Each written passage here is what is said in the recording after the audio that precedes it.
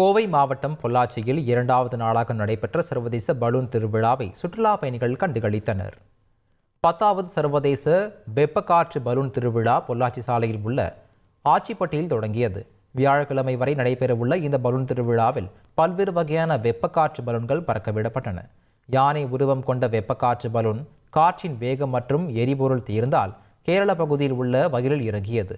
இதில் பயணம் செய்தவர்கள் பாதிப்பின்றி திரும்பினர். இந்நிலையில் 2ஆம் நாள் பலூன் திருவிழாவில் பைலட்டுகள் முதலில் சின்ன பலூனை வானில் பறக்கவிட்டு காற்றின் வேகத்தை கணித்த பின் மற்ற பலூன்களை இயக்கினர்.